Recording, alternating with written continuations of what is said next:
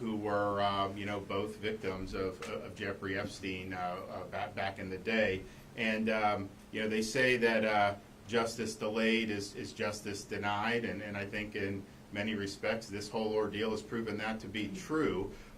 We came in as governor back in 2019, and I know there was a lot of questions about what happened down here. How did you end up with this situation where you had basically a sweetheart deal, and then, of course, it did lead to this bubbling back up at the end of last decade. But the reality is the investigation was largely stymied because you didn't have access to the grand jury materials. And so we were looking and saying, okay, well, there's not much we can do. Clearly there was legal fights about that, but I think the legislature and I agreed that there needs to be a mechanism in some of these rare circumstances where people can get the truth and where we can try to pursue justice. And so we're now sitting here decades later, and you've had Epstein, and then Maxwell is actually in prison in Florida, and yet nothing else has ever happened with any of this. How is that possible given the magnitude of what was going on? And what was going on in Florida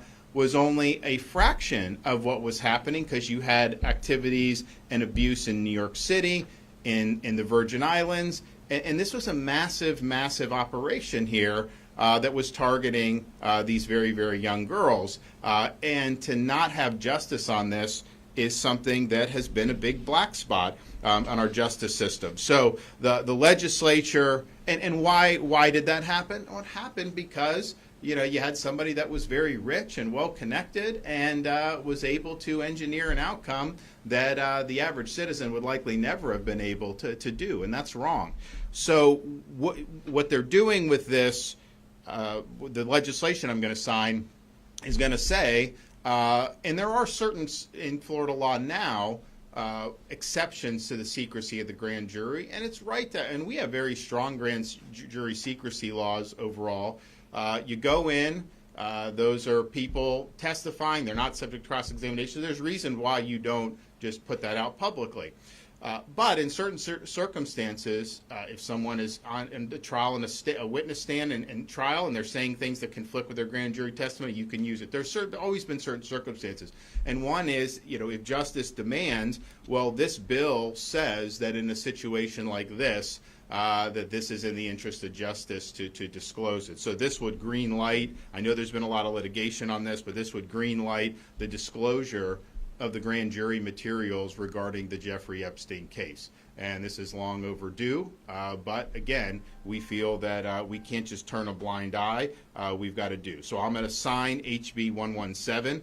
It will allow the disclosure of grand jury testimony in this Jeffrey Epstein case, and if there were cases similar, if the subject of the inquiry is dead, if the investigation's about sexual assault with a minor, sexual activity with a minor, if the testimony was previously disclosed by a court order, and if the state attorney is notified. And so this is going to affect perhaps more than just this case, but a relatively small number of cases.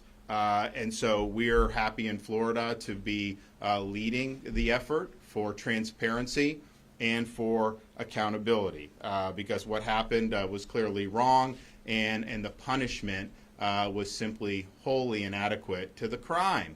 And I know people have seen that for many, many years now. So I thank the legislature for doing this. I'm glad that we have a couple of the victims who've agreed to come and talk about this legislation. And so I want to invite them up. So first we'll start with Haley to come up, and then we'll hear from Jenna-Lisa. Thank you, Governor.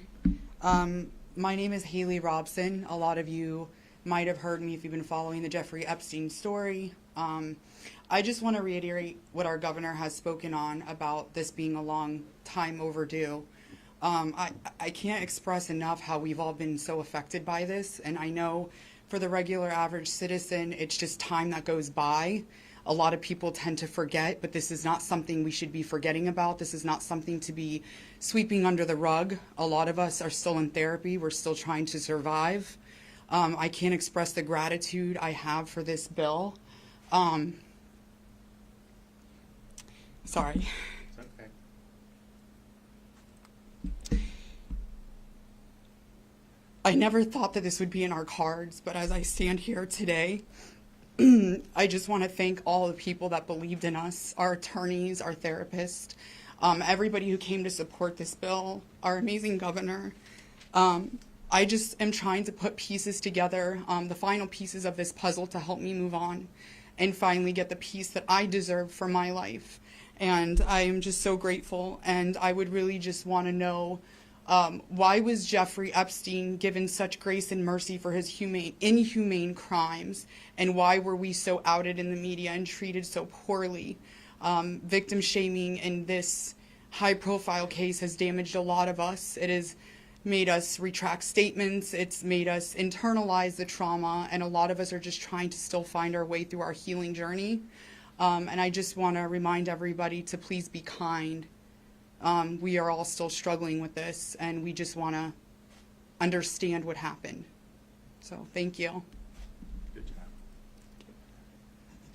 All right, Jenna Lisa.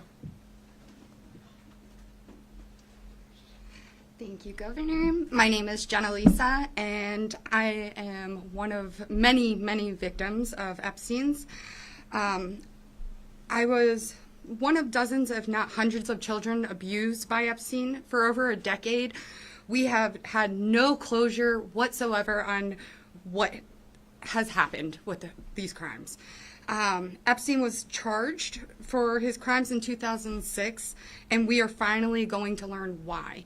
We have been left in the dark for so long with no answers to what is going on and why things played out the way that they did.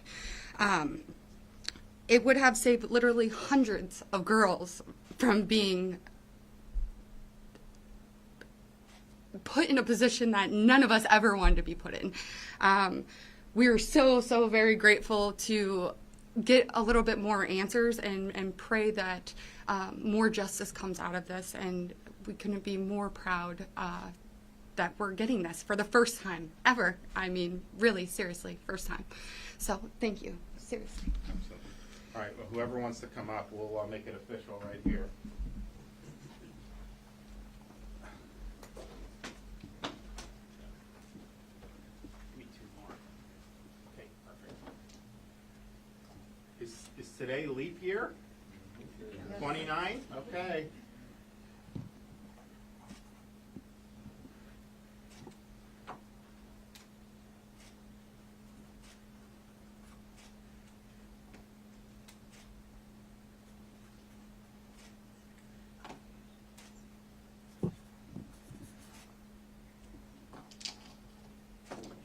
So that's in the books. Long time coming.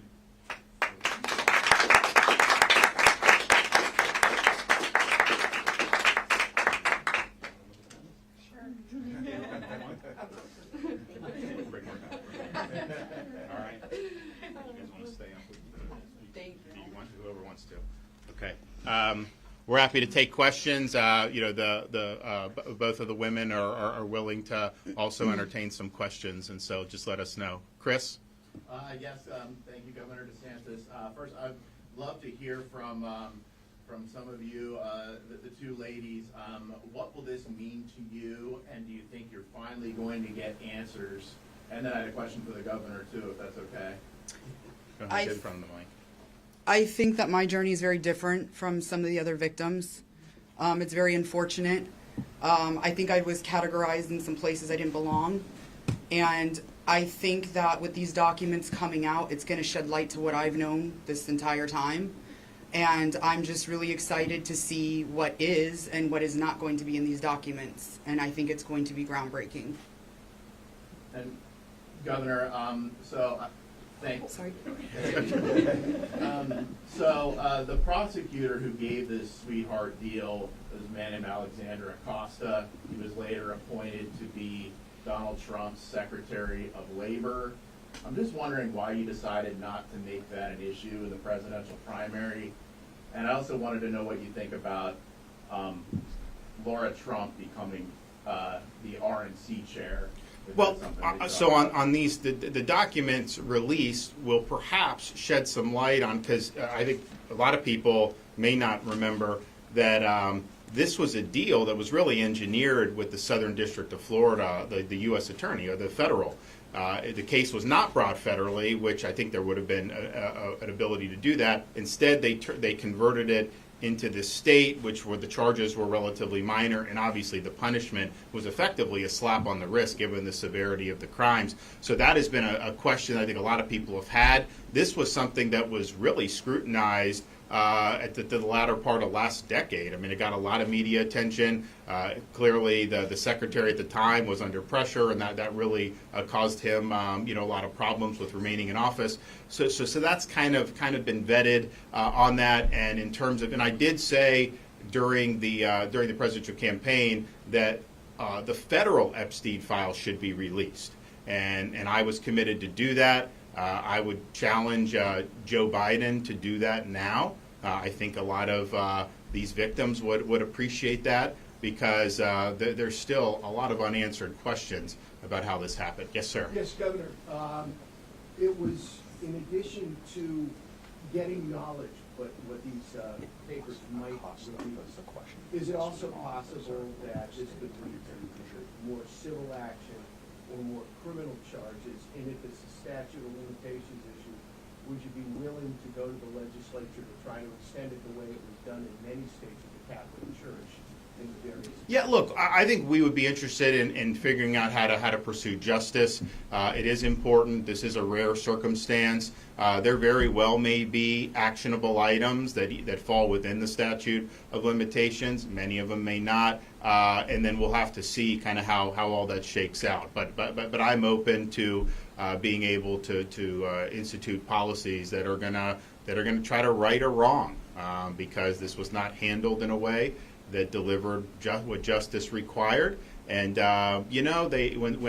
when I hear the women talk about never having closure, I mean, just think about that. Like, bad things happen in this world. It's terrible. But if you have something and someone does something wrong and you throw the book at them and they get justice meted out, it can never undo what happened. But you do feel a sense, it does help, right? And they never had that. And that's why I think it's been difficult for a lot of them for many years. Governor DeSantis, I know that there's a process to all of this. So what happens now that you've signed this, and what's the process? Well, so this goes into effect on July 1st.